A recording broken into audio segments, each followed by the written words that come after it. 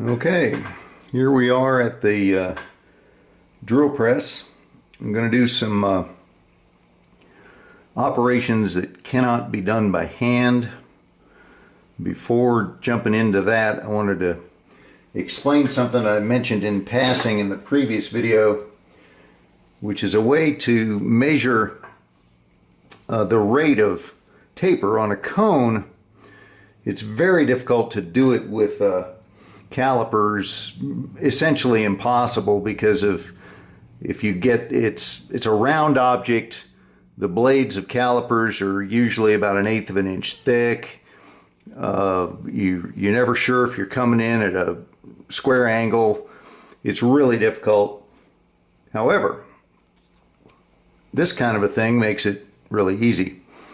Back in the days when drafting was done by humans instead of computers, these were common. You can still find them in craft stores, drafting stores. It's just a bunch of circles in a plastic template, and you'll notice if you put a tapered cone into these at different graduations, you'll find that the distance, if you were to mark, take a pencil, make a little silver line there, move it down 1 or 2, in this case you'll only get 1, and mark it, and then measure the distance between the marks, that will translate immediately. The distance between the marks will be the same for the same rate of taper. So you can transfer, you take the model stem that you're using, do what I just did, mark it, measure that, and then you can transfer that measurement to here and know whether or not you need to be sharper or more shallow. Now, I don't use that anymore just because I've done this for so long. I can do it by eye now. But it basically takes the pain out of learning to do it in the first place without a million trial and error fits on your stummel, which gets old. But you just measure the distance between the marks and you're good to go. So anyway, we're going to drill this stem using a special bit that's actually, technically it's a reamer because it cuts on the sides, not on the tip. It's a drill bit that's conical.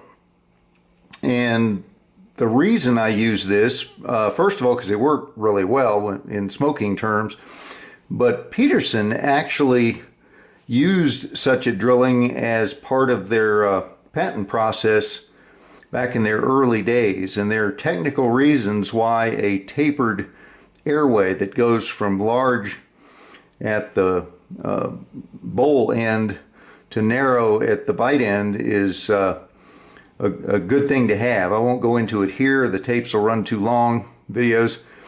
But just know that I found it to be a really slick thing. The only catch is you cannot do this by hand. If you were to put a chuck on the base of this and try to crank that in there, nobody's got the hand strength to do that because the cutting is on the sides, not just the tip, meaning that the friction or the drag or whatever you want to call it is the entire surface area of the side of the bit, and it takes tremendous cranking power to get it in there. But a drill press, of course, has no problem. You could do this on a lathe as well. So we're going to do that, and then to neaten things up and to get a little funnel action started, we'll use one of these and put a cone in the end of that. Okay, now changing subjects, I've been asked several times, the people that saw this clamping arrangement, this stem vise that I came up with, saying, why is it sloppy? Why would you drill holes in that are larger than necessary for those plates? And the answer is because that's how you know when a stem is completely straight, vertical, meaning the interior of it, not just the exterior. You got to get the airway straight up and down. And it's easier to show you than to try to explain it. So we'll do that. It's simply a geometry. And here we go. Okay, we're going to use some little leather widgets. I've got a set of these in a cigar box over here for different shapes of stuff. We're also going to protect this stem blank from getting chewed up here on the tips of the button using our trusty rusty Renfrew hockey tape. You've heard me mention it before. If you didn't get it then, you should get some now. This stuff is deadly good for all kinds of purposes. It stretches, it's durable, it's tough as nails. It's like Scotch tape on steroids, and it's kind of rubbery. It's a fantastic masking material. It's good for protecting stuff. And when you wrap it like this, you put a little stretch on at the same time, it's one step short of literally having dipped that into liquid plastic and had it harden in terms of protective ability. Like if you wanted to keep the button from getting boogered up, well, you would dip it in plastic and let it harden, right? And then you'd be it would be like armor on there, but then you'd have to get it off again. Well, this tape is every bit as tough as that, and comes right off. It just bzz, and pulls off. So we're going to now get this stem clamped into here in such a way that we can drill it, and how we're going to do that,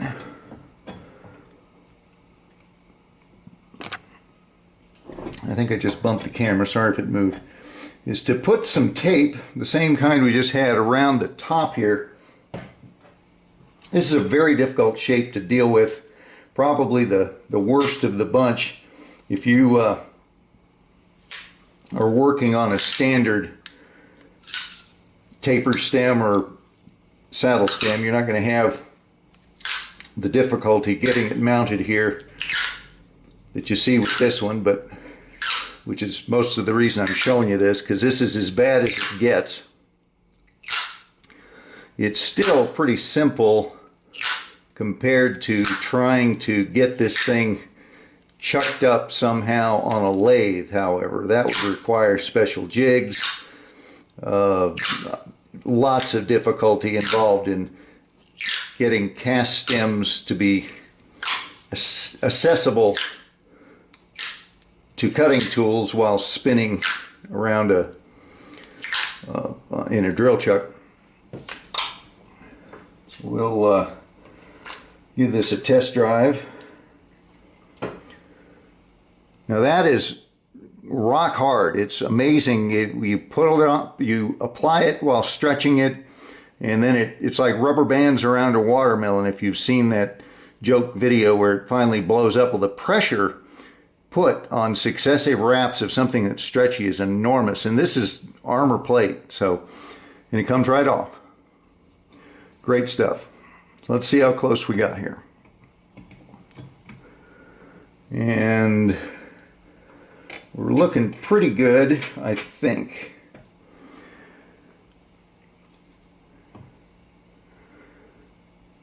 And the way to know if the airway is actually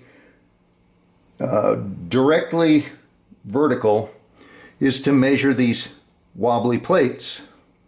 Remember I said that having them loose will tell you whether or not the airway is vertical.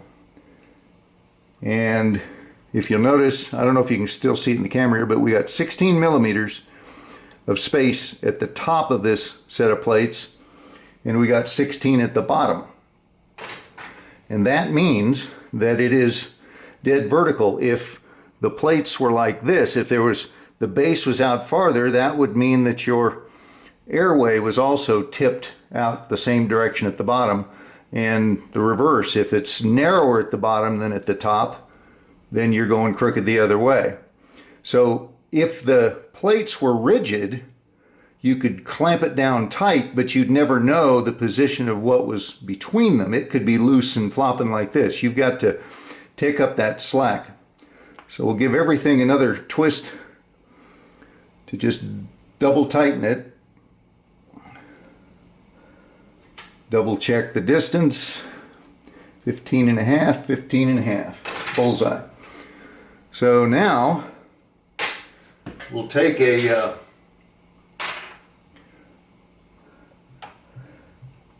guide rod that's the same diameter as this airway to find our center, and turn the little wheels here, get that lined up, and there we go. Can't get any more on target than that. Swap out the rod for the fancy drill bit, and we will go to town. Now, this being acrylic plastic, and with all of this contact area that makes this thing so hard to turn, you'll get quickly into overheating and bubbling and all of that. So the speed that we're going to drill this is exceedingly slow, torturously slow. So I'm going to film the whole thing, but probably end up cutting out the middle of it because it'll take a while, probably 3 or 4 minutes. So here we go.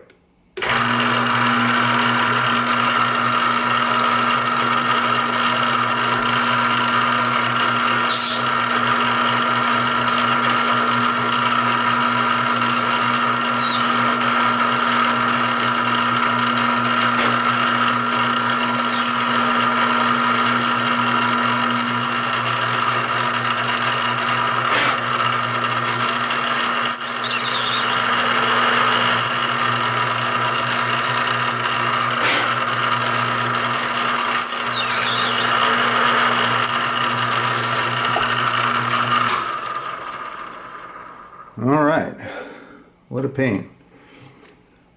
And without missing a beat, we can shift right over to the next operation, which is to relieve the base of this with a sharp cone. It's a popular way to finish off the ends of tenons. It kind of gathers smoke, and even if it doesn't do anything, I always thought it looks kind of good, emotionally satisfying. So.